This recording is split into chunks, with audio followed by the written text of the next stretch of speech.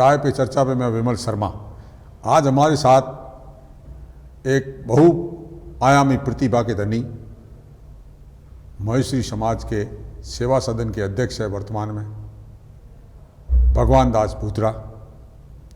आप ठेकेदार, किसान के रूप में काम किया, पर्यटन व्यवसायी के रूप में एक होटल का निर्माण किया और पर्यटन व्यवसाय में जुड़े। वर्तमान में आप अपने समाज के महेश्वरी सेवा सदन के अध्यक्ष हैं और राजनीतिक तौर से भी आपने कांग्रेस के महामंत्री रहे, पंचायती सदस्य आपकी श्रीमती रही और प्रधान पद पर एक वार्ड से हार गई। तो इस कुल मिला के आपकी प्रतिभा, हर क्षेत्र में आपका अनुभव है, चाहे वो राजनीति का क्षेत्र हो, चाहे पर्यटन का क्षेत्र हो, चाहे समाज सेवा हो, चाहे ठेकेदारी हो, सभी क्षेत्रों में आपका अनुभव है। आज आप हमारे चैनल में पधारे हैं, हमारे स्टूडियो पधारे हैं, आपका स्वागत है। सबसे पहला सवाल तो मेरा आपसे ये रहेगा कि आप एक ठेकेदार रहे, पर्यटन व्यवसायी रहे, किसान रहे, राजनीति में रहे, मगर सबसे पहले तो आप ठेकेदार और किसान रहे, राजनीति में कैसे आना हुआ आपका? देखो, मैं गांव परिप्रेक्ष्य में बड़ा हुआ हूँ। मैं रामगढ़ का हूँ रहने वाला। रामगढ़ राजनीतिक क्षेत्र में बहुत पिछड़ा था। किसी एक आदमी का हमेशा वहाँ भरोसे रहा।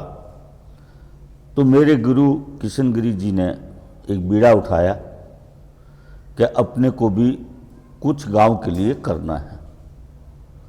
उसी दौरान मैं, किशनगिरी जी, मथुरादास जी खत्री और गांव के साथियों ने मिलकर पहला सरपंच इलेक्शन उन लोगों के सामने लड़ा जहां हमें कोई उम्मीद नहीं थी। हमें गांव वालों ने बहुत सपोर्ट किया, दुर्गा के बस हम हारे, पर हमने अपनी मुहिम को ख़त्म नहीं की। तो हम सबों का उद्देश्य था गांव में खुशहाली लाना, अच्छा प्रशासन लाना, अच्छा काम करना और लोगों की सेवा करना। उसके बाद मैं ग्राम सेवा सहकारी समिति का रामगढ़ से 12 साल तक अध्यक्ष रहा। एक सीमित दायरा था सरकारी समिति का। उस सीमित दायरे में जितना अच्छा हो सका लोगों के काम किए। उससे बढ़ के राजनीतिक में बाद में कांग्रेस से जुड़ा, क्योंकि गिरी जी हमारे कांग्रेस के अनुभव थे, कल्ला जी का हमारे ऊपर हाथ था, मुल्तान जी बारूपाल कांग्रेस के वरिष्ठ नेता थे, वो मेरे गांव से बाजू में हैं। उन्होंने मुझे कांग्रेस की ज्वाइनिंग करवाई और कांग्रेस में ज्वाइनिंग के कुछ समय बाद मुझे कांग्रेस का महामंत्री बनाया।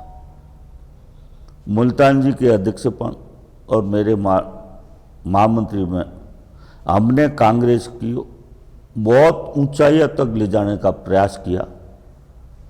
चूँकि जैसलमेर में एक छत्र राज किसी फैमिली का था, उसके खिलाफ मैं और अध्यक्ष मुल्ताना राम जी ने बहुत प्रयास किए। उसी दौरान परिषद सीट से मुझे कांग्रेस ने एक बार टिकट दी, मैं उसमें कुछ वोटों से हारा। सेकेंड बार कांग्रेस की टिकट पर मेरी श्रीमती जी को पंचायत समिति की टिकट मिला।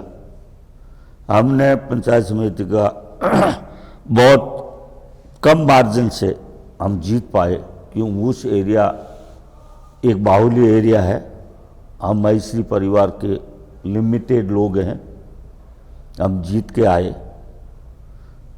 जीतने के बाद कांग्रेस के बैनर पर हमने प्रधान का इलेक्शन लड़ा। उसी में किसी गलतफहमी से हम एक वोट से हारे। फिर कंटिन्यूस ये राजनीतिक दौर चला। दोबारा मुझे परिषद का टिकट मिला। वो टिकट झगड़े से मैंने लिया, फिर मैं विड्रॉ नहीं किया टिकट, पर डमी उम्मीदवार के रूप में मैंने चुनाव लड़ा। इसी बीच 3-4 बार सरपंच मथुरादास जी को, गिरी जी को, अन्य को हमने लिया। किसी कारणवश हम सक्सेस नहीं हो सके। आज का ज़माना पिछले 20 साल का ज़माना में बहुत अंतर आ चुका है। अब राजनीतिक सिर्फ एक पैसे वालों की रह गई है। सेवा भाव राजनीतिक में मेरे हिसाब से, मेरी सोच से नहीं रहा है। 20% तक ही सीमित रही है। राजनीतिक तौर से आपने बहुत प्रयास किए जैसलमेर में राजनीतिक परिदृश्य बदलने का समाज सेवा के माध्यम से, मगर आपने एक दबी जबान एक बात कही थी कि जैसलमेर में एक परिवार का वर्चस्व है। अगर सीधे तौर से कहा जाए तो कांग्रेस में अगर रहना है तो फकीर परिवार का कहना मानना होगा।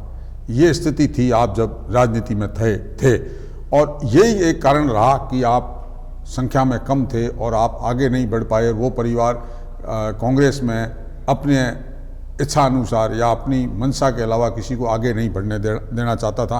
उसके बाद में भी आपने बहुत संघर्ष किया और आपने किस तरह से राजनीति में बदलाव देखा पिछले 20 साल में? आपने जो बताया, क्यों आप भी पत्रकार से कई साल से जुड़े हैं, आपने हर बात को मेरी को भली भांति सुना और उसका निष्कर्ष निकाल भी दिया। मैं राजनीतिक में जब आया और मैं जिस टाइम बैठा तो मैं 10 साल आगे की सोच के कोई प्लानिंग करता था। वो प्लानिंग पता लगने पर मुझे राजनीतिक में फेल होना पड़ा। मैं राजनीतिक में जैसलमेर से कांग्रेस विधायक की तौर पर भी पैनल में तीसरा नाम मेरा यहाँ से गया।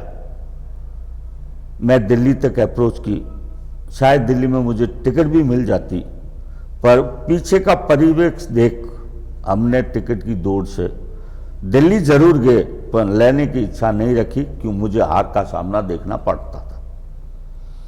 राजनीतिक कांग्रेस, बीजेपी, अन्य दल सब धुरंधर है। जो भी राजनीतिक में आता है पहले तौर पर वो निश्चित करता है कि मुझे समाज सेवा, जिले की सेवा, हर जाति की सेवा करनी है। पर राजनीतिक एक ऐसा खेल का मैदान है, आदमी कितना भी चाहे कि मैं राइट दिशा में जा रहा हूं, पर उसको मजबूरियां, उसके सामने का परिवेश देखकर उसको कुछ कदम पीछे करना पड़ता है। स्वावलंबी जो होता है राजनीतिक में, वो पीछे कदम घिसकाने के बाद अपने को ये महसूस करता है कि शायद मैं यहाँ नहीं आया होता तो अच्छा रहता। यही परिप्रेक्ष्य देखकर मैंने इस राजनीतिक से अलविदा पूर्ण रूप से नहीं किया है। इसलिए नहीं किया कि राजनीतिक के बगैर आज की दौर में जीना बहुत असंभव है। कदम उसमें रखना जरूरी है, चलना अपने हिसाब से, सेवा भाव से, जो भी कर सकें वो करना। राजनीतिक तौर से आपने कहा 2 चीज़ का, एक तो जाति बहुत महत्वपूर्ण होती है आज की राजनीति में, दूसरा पैसों का खेल इतना बड़ा हो गया है, और तीसरी बात जिस तरह की राजनीति आपने की, आप जिस पार्टी से बिलोंग करते थे उस पार्टी में एक परिवार का वर्चस्व होने के कारण से और कोई पनपना बड़ा मुश्किल था। आपने दिल्ली जाकर एक बार, मुझे ध्यान है, आपका पैनल में तीसरा नाम था और उस समय का जो परिस्थितियाँ थी उसमें आपको टिकट मिल भी जाती, मगर आपको ये लगा कि मेरा यहाँ सर्वाइव नहीं कर पाऊँगा, इसलिए नहीं कर पाऊँगा कि एक परिवार मुझे सपोर्ट करेगा या नहीं करेगा, इसलिए आपने अपने पाँव खींचे। ये सच है। आप राजनीतिक तौर से ग्रामीण राजनीति में रहे, चूँकि आप सरपंच भी का ही चुनाव लड़ा, जिला परिषद का ही चुनाव लड़ा, आपकी श्रीमती जी पंचायत समिति का चुनाव लड़ी, आप ग्राम सेवा सहकारी समिति के अध्यक्ष रहे, तो ग्रामीण जो राजनीति है उसमें शहरी राजनीति में आपको क्या अंतर लगता है? ग्रामीण राजनीतिक भरोसे की राजनीतिक है। जो भी चुना जाता है, ग्रामीण का हर आदमी एक भरोसा, उम्मीद रख के उसको जिताती है। मेरे पिछले कई सालों से देखा है कि जो जनता जिस उम्मीदवार से इच्छाएं रखती है उसमें सिर्फ 5% ही ऐसे लोग बाहर आते हैं जो उस गांव के जनता का 50% मैं अपने शब्दों में कहूँगा सेवा करती है, मजबूरियाँ 50% उन्हें नहीं करने देती है। 95% जो भी सरपंच बन के आए या प्रतिनिधि बन के आए वो अपनी मजबूरियाँ और स्थानीय राजनीति की परिप्रेक्ष्य में गांव की सेवा करने में विफल रहता है। अब आज की डिस्ट्रिक्ट में कंप्यूटराइज होने के बाद और मोदी जी की नीतियाँ, अशोक गहलोत जी की नीतियाँ ये इतनी अच्छी हो रही है कि आने वाले टाइम में गांव का सरपंच वही बनेगा जिसको सेवा भाव करने का सबसे पहला उद्देश्य होगा कि अब जनता पढ़ी लिखी हो गई है, समझदार हो गई है, वो निर्णय लेने के लिए सक्षम है। अब अच्छे लोगों को जनता मौका देगी और मेरी यही उम्मीद है कि गांव की परिपाटी चेंज होगी। आपने कहा राजनीति अब अच्छे लोगों की होने वाली है और राजनीति के भी एक तरह से अच्छे दिन आने वाले हैं, क्योंकि जिस तरह का कंप्यूटरीकृत, जिस तरह की पारदर्शिता, चाहे वो केंद्र सरकार हो चाहे राजस्थान सरकार, उन्होंने जिस तरह की बढ़ती जा रही है, तो अब वही सरपंच या वही जनप्रतिनिधि बन पाएंगे जो सच्चे मन से सेवा करना चाहेंगे। चाय पे चर्चा हम भगवान दास जी पूथरा से कर रहे हैं। उन्होंने हमारे सवालों के बहुत सटीक जवाब दिए, राजनीति के बारे में खुल के बात की। ब्रेक के बाद एक बार फिर चर्चा करेंगे उनसे अन्य सवालों का संबंध। नमस्कार, आप देख रहे हैं डेजर्ट स्टॉर्म न्यूज़। जैसलमेर से जुड़ी सही, सटीक और निष्पक्ष खबरें देखने के लिए हमारे चैनल को आज ही सब्सक्राइब कीजिए और बेल आइकन दबाना न भूलें ताकि आपको समय समय पर नोटिफिकेशन मिलता रहे।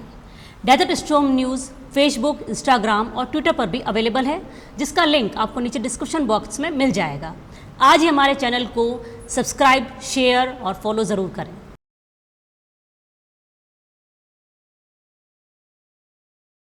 चाय पे चर्चा पे एक बार फिर बहु प्रतिभा के धनी, बेबाक बात रखने वाले भगवान दास भूतरा से एक बार फिर चर्चा करेंगे चाय के बाद में। जो हमारे सवाल अधूरे रह गए थे उन सवालों को पूरा करेंगे। आपसे मेरा सवाल है कि आप चूँकि ठेकेदार के बाद में पर्यटन व्यवसायी हैं और आपके होटल है, वर्तमान में आप समाज की सेवा सदन का काम देखते हैं। वो सेवा सदन भी एक पर्यटन के हिसाब से आपसे पर्यटकों का जुड़ाव रहता है। जैसलमेर में किस तरह से नगर परिषद जैसलमेर का शहर का विकास करे, उसके संबंध में। देखो, आपकी बात बहुत सटीक है। जैसलमेर पर्यटक पर ही जिंदा है। आम नागरिक की एक इच्छा है कि यहाँ पर्यटक आए और लोगों को आजीवन के साधन उपलब्ध कराए। पर्यटक से जुड़ा हुआ सबसे बड़ा क्षेत्र है नगर परिषद। वो इस लिहाज में है कि पर्यटक को सबसे अच्छी सुविधाएं, साफ सुथरा वो रखने के लिए आम नागरिक की जिम्मेवारी के साथ सबसे ज़्यादा नगर परिषद की है। नगर परिषद के हर इलेक्शन में पार्षद से लेकर चेयरमैन तक जैसलमेर के वासी बिना दाग के उम्मीदवार का हमेशा चयन करता है। जब वो सीटों पर जो भी उम्मीदवार आता है वो शायद रिपीट कभी उसी सीट पर नहीं आ पाता। उसका सबसे बड़ा फीडबैक ये है कि जिस उम्मीद से शहरवासियों ने किसी को चुना था उसके विपरीत वो 100% काम करता है। ईमानदारी, नेक और जैसलमेर के प्रति सोच रखने वाला, उस उम्मीदवारों में अभी तक कोई अपने को खरा नहीं उतार सका। एक बदनाम नगर परिषद का एरिया हो गया है। उनके भी अपनी इच्छाएं हैं कि नगर परिषद बनने के लिए पता नहीं उनको कितनी तकलीफों से गुजरना पड़ता है। मैं डायरेक्ट किसी पर कटाक्ष नहीं करूंगा। नगर परिषद पर्यटक के लिए एक सबसे बड़ा आकर्षण करने का केंद्र है। चूंकि मैं इन व्यवसाय से कई सालों से जुड़ा हुआ हूं और आज मैं महिषी सेवा सदन का अध्यक्ष हूं, तो मेरा पहला कर्तव्य रहता है आने वाला प्रत्येक नागरिक सेवा सदन की सेवाएं से खुश होकर जाए गालियां नहीं दे के आशीर्वाद दे के जाए। वो आशीर्वाद, उनकी वो खुशी अध्यक्ष के नाते मुझे नहीं, मेरे सभी ट्रस्टियों को मिलती है। ऐसे ही नगर परिषद का जो चेयरमैन होता है उसके दिमाग में एक होना चाहिए कि यदि जैसलमेर की गुडविल नगर परिषद की नहीं है, ये गुडविल आम जिले के वासियों की, शहर के वासियों की है। कहते हैं घर में बड़ा होता है, अच्छी तरह चले तो नीचे वाले यदि कुछ 19-20 है वो भी उसके साथ चलने की कोशिश करते हैं। जैसलमेर वासियों को बहुत उम्मीद है।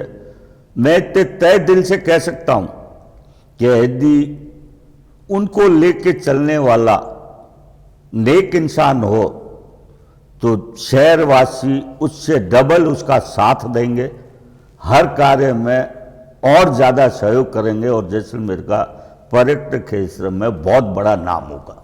आपका कहना है कि जैसलमेर में जो चेयरमैन चुना जाए वो आम लोगों को के साथ साथ यहाँ आने वाले पर्यटकों की उम्मीदों पर भी खरा उतरे। अब तक का जो जैसलमेर का अनुभव रहा है उसमें ये कटु अनुभव रहा है कि जिनको उन्होंने चुना है वो उनकी उम्मीदों पे खरे नहीं उतरे हैं। जिस तरह से शहर का विकास होना चाहिए उस तरह से शहर का न तो विकास हो पाया, न सौंदर्यीकरण हो पाया है। आप अगर एक राजनेता के तौर से आप एक जैसलमेर नगर परिषद के चेयरमैन के नाते क्या सोचते हैं कि किस तरह का शहर में सौंदर्यीकरण हो ताकि ज़्यादा से ज़्यादा पर्यटक आवे? क्या कमियां हैं शहर में जिसको अगर दुरुस्त किया जाए तो यहाँ पर्यटक ज़्यादा संख्या में आए? देखिए, आपने इस तक सटीक सवाल किया है। इस पर एक इच्छा रखते हुए मैंने बीजेपी की टिकट से मेरे बच्चे को वार्ड से एक मेंबर बनाने के लिए प्रयास किया, किसी कारणों से सफल नहीं हुए। वह उसके पीछे हमारी बड़ी उम्मीद थी कि पिछले जितने कार्यकाल रहा है उससे कहीं अच्छा कार्यकाल शहर के वासियों के कंधे से कंधा मिलाकर जैसलमेर का विकास किया जाए। जैसे आपने क्वेश्चन किया कि पर्यटक को या इसको क्या संभावना है जिससे लोग ज़्यादा जुड़े। पहला सबसे बड़ी संभावना है प्रशासन सख्ती से लपके जो है उन पर अपनी अंकुश रखे। सेकंड, फर्जी वेबसाइटों पर रिसोर्ट या होटलों की बुकिंग है उसको कैंसिल करावें, उसको हटाएं। तीसरा, आम नागरिक को, आम पर्यटक व्यवसाय से जुड़े हुए लोगों का प्रशासन साल में 2 से 3 बार सेमिनार रखे और उसमें बुद्धिजीवियों को बुलावे। नगर परिषद का दायित्व है कि ये ऐसी सेमिनार रख के लोगों से फीडबैक ले, आम पब्लिक से फीडबैक ले, प्रशासन से फीडबैक ले, पत्रकारों से फीडबैक ले, अन्य जो भी जुड़े हैं लेवे और उसके हिसाब से शहर का विकास करें, जिससे शहरवासियों को और पर्यटकों को बहुत सुविधा मिलेगी। आपने कहा ऐसी कौन सी चीज़ है जिससे पर्यटक, हर जगह पर्यटक आता है कुछ नई देखने की सोच से आता है, नई उम्मीदों के साथ आता है। ऐसी बातें आने वाले पर्यटकों से फीडबैक यदि प्रशासन या परिषद लेवे तो शायद उनकी बातों पर गौर करे और वो खर्चे या वो परिषद के पैसे उन पर डाले। जैसे अभी जस्ट एक छोटा सी उदाहरण है, गढ़ीसर तालाब में फवारे लगा दिए, करोड़ों के लग गए। मेरे को अभी पहला बार मौका मिला जब कलेक्टर साहब ने वहाँ दीपमाला का आयोजन रखा और मुझे भी नेता आया, मैं वहाँ पहुँचा, वहाँ वो चलते देखे तो मुझे एक ठेकेदार के नाते एक एक्सपीरियंस है कि इतने करोड़ों रुपये लगा के अपन किसी की जगह को सुंदर बनाते हैं, वो सुंदर की जगह वो उस देखने की दृष्टि में आ जाती है कि ये सुंदर से भी बढ़ के एक कचरा पावदान पार्ट बन गया है। चला था नो डाउट, फोटो अंदर देखे थे, पर उसकी आवाज़ शायद मेरे साथ 10 कदम पर भी सुनाई नहीं दी, तो लोगों को, पर्यटकों को क्या जैसलमेर के बारे में पता लगे। सबसे बड़ी होती है सिटी की साफ सफाई। सड़कों के गड्ढा या वो, उस पर पहला नगर परिषद को आम जनता को ध्यान देना चाहिए। जनता को अपनी आदतें सुधारनी चाहिए, कचरे को बाहर नहीं फेंके। नगर परिषद को इस व्यवस्था पर सटीक उतरना चाहिए ताकि आने वाले पर्यटक को ये दिखे कि एक शहर साफ सुथरा और मैनेज शहर है, ताकि उनकी इच्छाएं वापिस आए। आपने बहुत ही अच्छे सुझाव दिए पर्यटन को लेकर।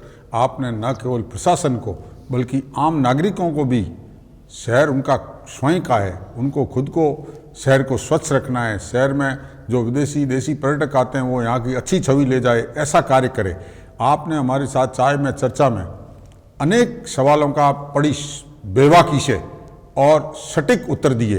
आपने हर क्षेत्र में, चाहे राजनीति हो, चाहे पर्यटन हो, चाहे समाज सेवा हो, आपने हर क्षेत्र में अपनी बात रखी। आपसे मैं जाते जाते एक सवाल पूछना चाहूँगा कि कभी आपके मन में आया कि मैं इस राजनीति में एक बार विधायक बनूं? एक मैं आज आपको कहता हूं, शायद इंडिया का 130 करोड़ हर आदमी की इच्छा होती है मैं कुछ नहीं कुछ बनूं। अब बनने का दायरा एक बात पर निर्भर नहीं करता है, और इतनी बड़ी विधायक और इतने बड़े जिले में विधायक बनना, और आज की राजनीतिक में अपनों का वोट, अपनी जाति का वोट, वो इतना पिछड़ गया है या इतने कम में हो गए हैं कि एक बार हिम्मत करना भी वो है। राम, मेरी बात जैसे आपने कही, उम्मीद कभी छोड़ते नहीं हैं, उम्मीद को कभी पकड़ के नहीं रखते। मौका मिला, जनता का साथ मिला, जनता ने हमें इस लायक समझा और कभी मौका दिया तो इच्छाओं की पूर्ति के लिए शायद आगे बढ़े। क्या बात कही आपने कि उम्मीदों पे दुनिया कायम है, उम्मीद रखते हैं, अगर मौका मिला तो ज़रूर विधायक बनेंगे और जैसलमेर की सेवा करेंगे।